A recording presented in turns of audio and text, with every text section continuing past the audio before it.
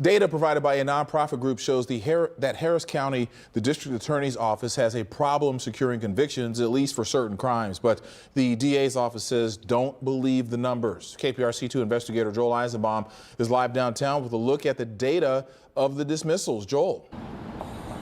Keith, if somebody is arrested, charged, and then sits in jail only to have their case dismissed down the road, is that really doling out justice in an efficient way? Probably not. But the DA's office says don't trust the numbers here. They do that without providing any of their own concrete numbers in return.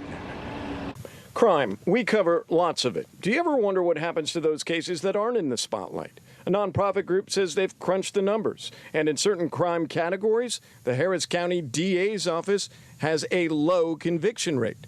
Here's a sampling from the Texas Center for Justice and Equity. They're using data directly from the courts, they tell us.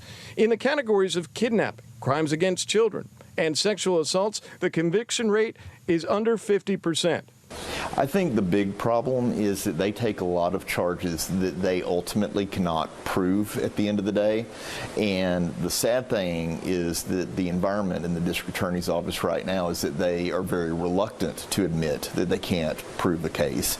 Not so fast, though, says the Harris County DA's office. They don't trust these numbers, but offer no concrete figures in return. Still, some points are valid, including suspects who have multiple charges. Usually only the big charge is pursued, so cases are dropped, but justice could still be served.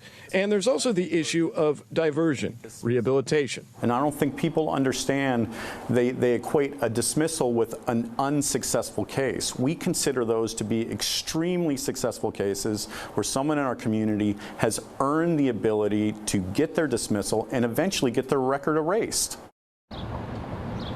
Harris County Jail has such a huge inmate population, we have to ship some of them to Louisiana. And 76% of the entire jail population hasn't even gone to trial yet. You've got to wonder how many of those will end in dismissals. We're live downtown. I'm Joel Eisenbaum, KPRC 2 News.